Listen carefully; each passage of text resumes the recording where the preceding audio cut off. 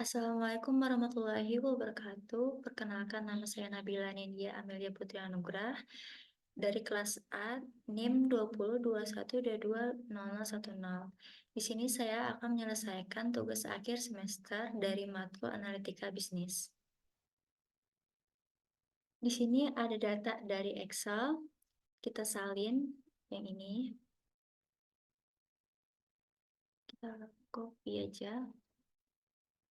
Terus kita akan pindah ke SPSS. Setelah kita di SPSS, kita salin data tadi. Salin. Lalu kita ke variabel view. Di sini kita akan mengubah menjadi keterampilan. Terus ini keaktifan. Lalu sini prestasi. Desimalnya kita ubah menjadi 0. 0. Lalu kita mengubah labelnya ini menjadi keterampilan proses. Proses X1. Terus keaktifannya tetap X2. Terus yang terakhir prestasi belajar. Prestasi belajar itu kita menjadi Y. Kita menjadi Y. Sudah. Setelah itu kita ke measure ini, kita ubah ke scale. Semuanya kita ubah ke scale. Lalu sudah semua diubah, kita ke data view, analyze, regression, lalu ke linear.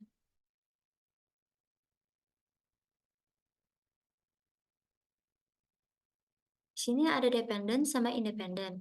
Keterampilan ini kita ke independent, keaktifan ke independent, lalu prestasi belajarnya kita ke dependent. Terus kita ke save, klik save ini, lalu kita pilih yang unstandard di sini, kita centang, lalu continue. Oke.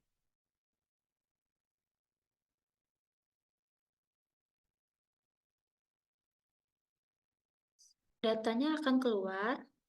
Terus ini kita belum selesai dalam menanamkan data, jadi kita kembali ke sebelumnya lagi. Kembali ke data sebelumnya, lalu kita pilih yang analyze lagi.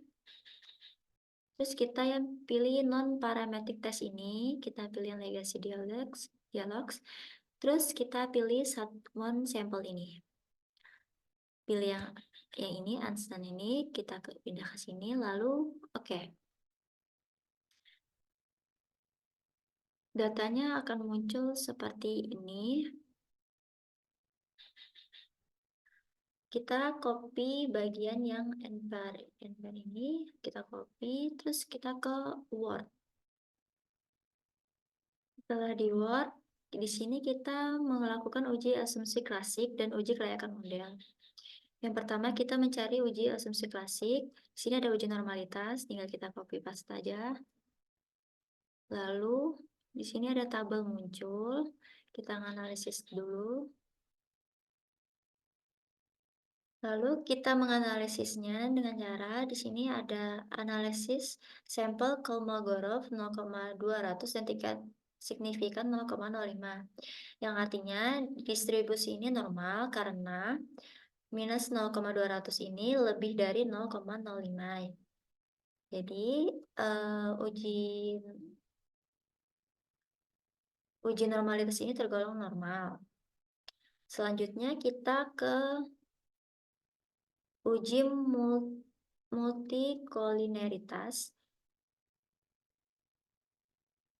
Lalu kita ke SPSS, ke variable view. Karena empatnya kita nggak butuh, jadi kita hapus aja, clear. Terus sudah, analyze lagi, regression. linear, terus ini keaktifan ke independen, prestasi belajar ke dependen. Terus kita pilih yang statistik, kita converge matrix dan ini diagnostics, continue, terus oke. Lalu di sini ada tabel, kita pilih yang ini, coefficient ini. Kita copy ke Word lagi. Setelah kita copy di Word, tabelnya akan muncul seperti ini. Terus kita akan menganalisis bahwa nilai variabel X1 dan variabel X2 adalah 3,008 kurang dari 10 dan nilai tolerance value 0,332 lebih dari 0,10. Maka data tersebut tidak terjadi multikolinearitas. Kita lihat dulu ya, ini yang S1-nya ini benar 3,008 dan S2-nya 3,008. Lalu kita ke uji selanjutnya, uji heteroskedastisitas. Kita ke SPSS lagi. Kita masuk ke SPSS, kita ke analyze lagi, lalu regression, linear, terus kita reset lagi. Ini keterampilan proses tadi ke independen, kayak biasa tadi. Ini ke independen, prestasi belajarnya ke dependen. Lalu kita klik yang plots. Yang stressed ini kita ke Y, zebra ini kita ke X. Continue, lalu oke. Terus lalu akan muncul data seperti ini. Polanya yang ini, yang chart sini. Terus kita copy, kita pindah ke Word tadi. Salin ke sini. Nah, lalu muncul pola gambar seperti ini. Kita identifikasikan bahwa grafik ini menyebar dan tidak terjadi heteroskedastisitas. Dikatakan uji ini karena pola ini seharusnya teratur, tetapi karena ini menyebar jadi tidak terjadi uji heteroskedastisitas. Uji autokorelasi, kita kembali lagi ke SPSS. Setelah kembali ke SPSS, kita ke analyze, lalu kita ke regression, lalu ke linear. Setelah itu kita ke statistik, lalu kita pilih yang Durbin Watson ini, kita klik, itu ke continue.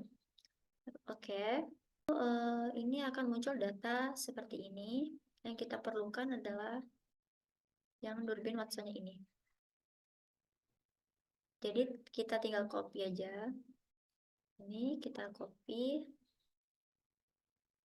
Kita pindah ke Word. Salin di sini. Sudah muncul. Terus kita identifikasi bahwa nilai nilai DL dengan 1100, terus nilai DU 1537. Kita identifikasikan sama dengan 1100 nilai DL ini.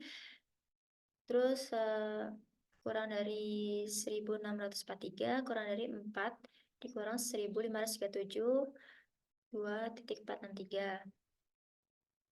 Ini menentukan nilai DU-nya. Jadi kita mendapatkan nilai DWD sebesar 1643. Lalu kita ini berpengaruh positif terhadap prestasi belajar mahasiswa di suatu universitas. Setelah itu kita melakukan uji kelayakan model. Balik lagi ke SPSS. Kita ke SPSS lagi, ke analyze, kita ke regression, seperti biasa linear lagi. Lalu kita reset lagi semua. Ini kita keterampilan ke independen, keaktifan ke independen juga, prestasi belajarnya ke dependen. Kita nggak usah ngubah kemana-mana lagi, langsung ke oke aja. Lalu akan muncul data seperti ini. Seperti ini datanya. Terus kita akan memakai yang ini. Koefisien ini kita klik, kita copy, kita salin ke Word. Kita rapikan dulu.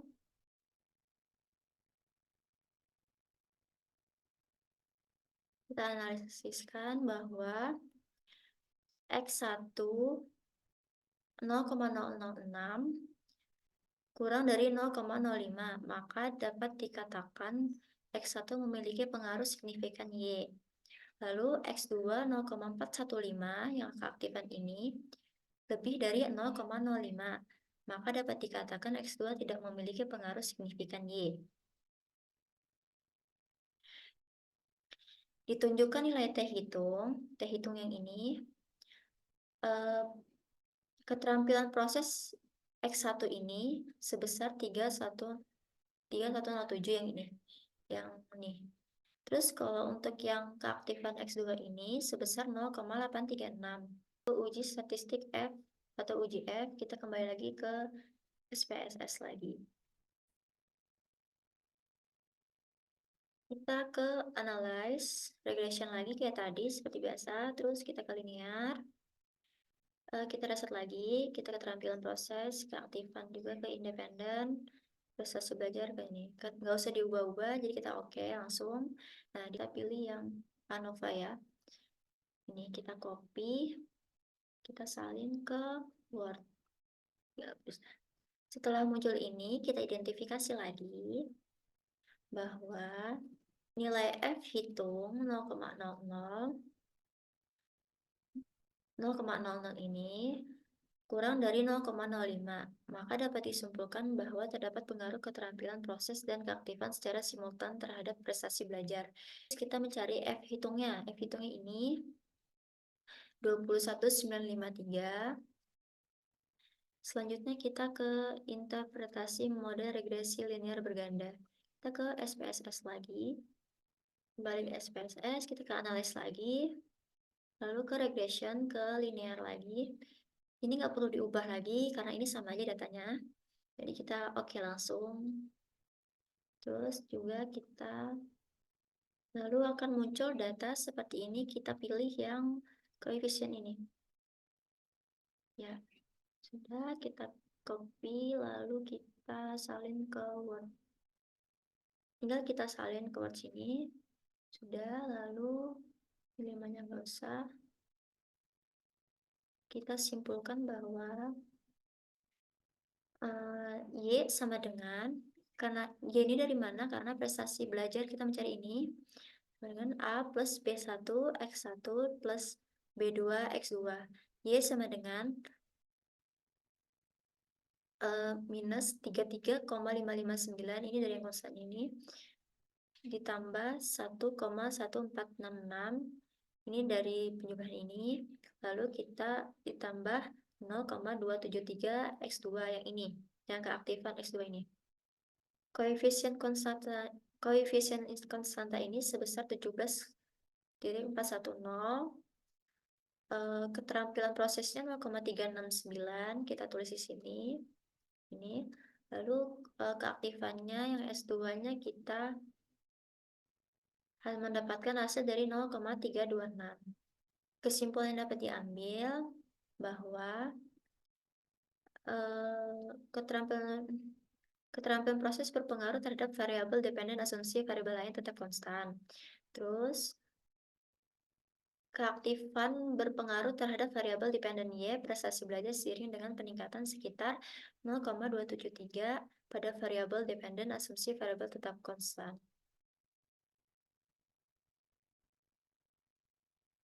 Sekian dari penjelasan saya. Jika ada salah kata, mohon maaf. Assalamualaikum warahmatullahi wabarakatuh.